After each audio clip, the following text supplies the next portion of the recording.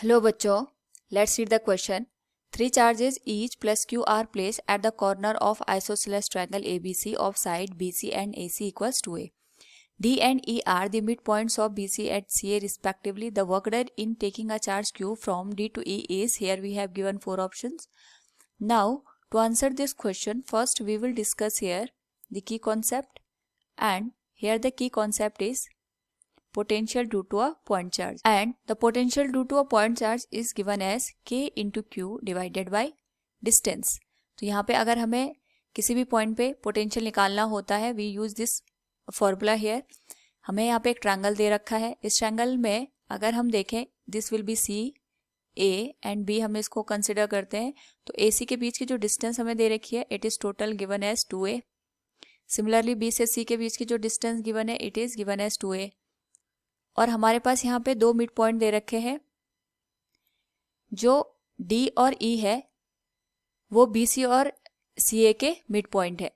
तो अगर हम देखें यहाँ पे D and E are the mid point of BC and CA, so we can write it. यहाँ पे हमारे पास E पॉइंट आएगा और यहाँ पे हमारे पास D पॉइंट आएगा.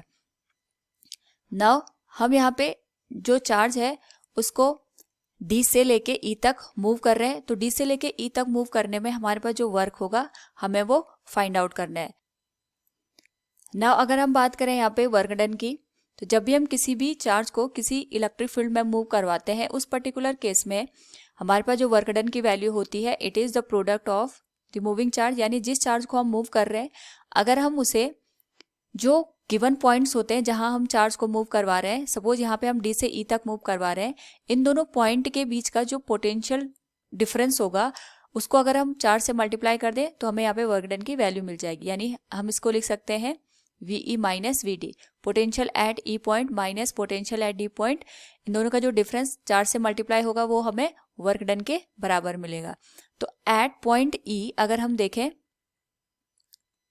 जो टोटल हमारे पास पोटेंशियल की वैल्यू आएगी VE, ये जितने भी चार्जेस हमने यहाँ पे रखे हैं तीनों कॉर्नर पे, उनके थ्रू जितना पोटेंशियल जनरेट हो रहा होगा E पे, उन सबके सम के बराबर होगा. तो सबसे पहले हम यहाँ पे जो A, B और C तीनों चार्ज हमने रखे हैं, इनके थ्रू जो पोटेंशियल जनरेट होगा at E and D point, हम उसे फाइंड आउट करेंगे. उसके लिए हमें यहाँ पे डिस्टेंस की जरूरत पड़ेगी. तो A से E तक की जो डिस्टेंस है, ये हाफ डिस्टेंस पे हमने रखा है, so it will be A, it will also be A distance. तो C से जो E की डिस्टेंस है वो A हो गई, A से E की डिस्टेंस A हो गई, और B से हम ये डिस्टेंस कंसिडर करते हैं. यहाँ पे ये डिस्टेंस X हम मान लेते हैं. नाउ यहाँ पे अगर हम VA की वैल्यू निकालेंगे, it will be K into Q divided by E और A के बीच की डिस्टेंस A है. सिमिलरली B के लिए हम निकालें तो it will be K into Q. B से हमारे पास जो डिस्टेंस दे रखी है हमने इसको X कंसिडर किया है, और C के थ्रू जो पोटेंशियल जनरेट होगा it will be K into Q divided by A. तो इन तीनों का जो सम बनेगा it will be the potential at point E. So we can write it K into Q divided by A plus K into Q divided by X plus K into Q divided by A. It will be equation number 4. Similarly अगर हम बात करें यहाँ पे eight point D, तो D पे हमारे पास जो टोटल पोटेंशियल आएगा, it will also the sum of the potential of all the three charges. यानी तीनों चार्जेस के थ्रू जो पोटेंशियल जनरेट होगा, VA plus VB plus VC at point D, वही हमारे पास यहाँ पे VD की वैल्यू हो जाएगी. तो यहाँ पे अगर हम VA को देखें, we can say here D point पे जो डिस्टेंस है C से, it will be A. B से भी जो डिस्टेंस है ये भी हमारे पास A के बराबर है. लेकिन अगर हम यहाँ पे देखें, हमारे पास जो A है, A से जो D की डिस्टेंस है, इसको हम यहाँ पे Y कंसिडर कर लेते हैं.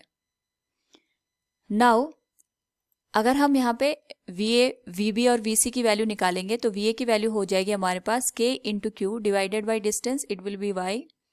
VB की वैल्यू हो जाएगी K into Q divided by A, और VC की वैल्यू हो जाएगी K into Q divided by A.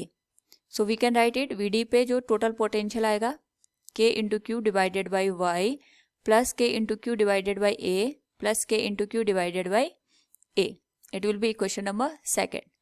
Now अगर हम यहाँ पे देखें तो हमारे पास जो x और y है वो दोनों एक दूसरे के इक्वल होंगे. अब ये इक्वल कैसे होंगे, पहले हम इसको प्रूव करेंगे यहाँ पे. नाउ अगर हम यहाँ पे दोनों ट्रायंगल को देखें, एक ट्रायंगल बन रहा है ट्रायंगल AEB एंड दूसरा जो ट्रायंगल बन रहा है इट इज ADB. इन दोनों ट्रायंगल को अगर हम ध्यान से देखें यहाँ पे, वी कैन से ये आइसोसेलेस ट्रायंगल है हमारे पास. तो जो ये एंगल A है इसकी वैल्यू यहाँ पे एंगल B के बराबर हो जाएगी. ये दोनों एंगल यहाँ पे एक दूसरे के इक्वल हो जाएंगे. नाउ हमारे पास हमें पता है जो AE की डिस्टेंस है वो हमारे पास यहाँ पे BD के बराबर है. और साथ में अगर हम देखें तो ये जो हमारे पास AB साइड है ये दोनों के लिए कॉमन है, यानी हमारे पास दोनों एक दूसरे के यहाँ पे सिमेट्रिकल बन रहे हैं. So we can say here triangle AEB is symmetrical to the triangle ADB.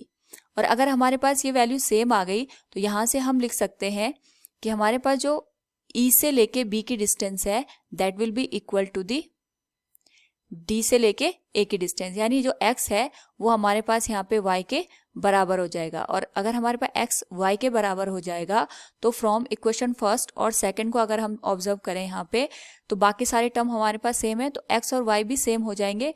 And we can say here from equation 1 and 2 हमारे पास x और y की वैल्यू इक्वल होने की वजह से जो VE की वैल्यू है that will be equal to VD.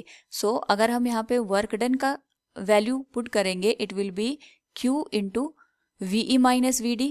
और हमें पता है दोनों पोटेंशियल हमारे पास सेम है, तो पोटेंशियल सेम होने की वजह से यहाँ पे एक पोटेंशियल हमारे पास एक तरीके से ये लाइन बन जाएगी. तो we can say VE minus VE और जो वर्क डन की वैल्यू आएगी इट विल बी 0, क्योंकि दोनों का पोटेंशियल सेम होने की वजह से हमें यहाँ पे चार्ज को मूव करने में 0 जूल का वर्क करना पड़ेगा. So from the given option we can say here the work done in taking a charge Q from D to E is 0. Option C will be the correct answer. Hope all you understood it. Thank you and best of luck.